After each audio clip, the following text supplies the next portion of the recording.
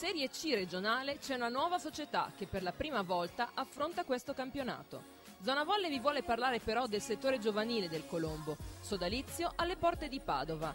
E per farlo abbiamo fatto visita alla prima divisione che ha accorpato l'Under 18. Molte hanno cambiato società, infatti quest'anno è una squadra completamente nuova, diciamo, e è composta soprattutto da ragazze dell'Under 18.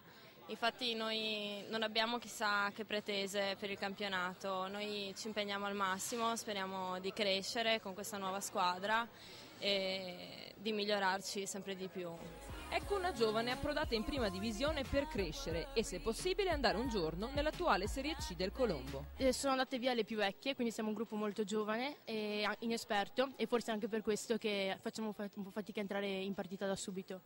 Però siamo una bella squadra e siamo una squadra perché ci incitiamo le une con le altre e crediamo insomma in quello che facciamo e quindi secondo noi potremo raggiungere degli obiettivi.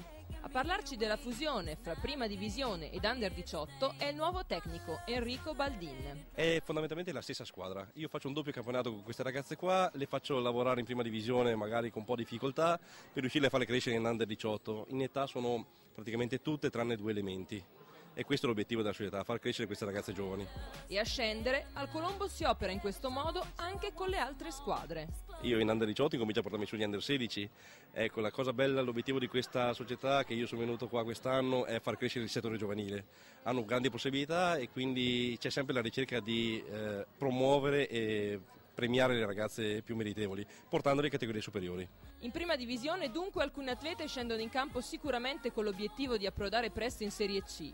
Prima di tutto però c'è l'obiettivo stagionale. Noi intanto pensiamo alla prima divisione e poi in futuro non si sa mai, magari qualcuna potrà salire e andare a giocare in una squadra più forte. Ma andiamo a conoscere la società del Cristoforo Colombo. Nella pallavolo abbiamo circa 110 tesserati, partiamo da un mini volley, Under 12, Under 13, Under 14, Under 16, Under 18, prima divisione e Serie C. Poi abbiamo un settore calcio con un centinaio di atleti circa, da una seconda categoria e un settore giovanile. La società è nata 55 anni fa, come ci spiega il presidente Barzon. La società Colombo è nata nel 1953, nel 1973 c'è stata un'evoluzione che ha portato a quella che è la società attuale. Nel 79 è nata la pallavolo e mi piace sottolineare che quello che è successo nella pallavolo nella nostra società è tutto frutto del nostro vivaio. Siamo partiti da zero nel 73, Roberto Scanferla ed io, e siamo arrivati a questi livelli sempre con le nostre ragazze della nostra parrocchia, del nostro paese e del nostro comune. E come dicevamo, il fiore all'occhiello oggi è la Serie C. Punto d'approdo per tutte le atlete del vivaio. L'obiettivo nostro di quest'anno della Serie C è quello di salvarsi un po' con un po' di centelmenti, diciamo così.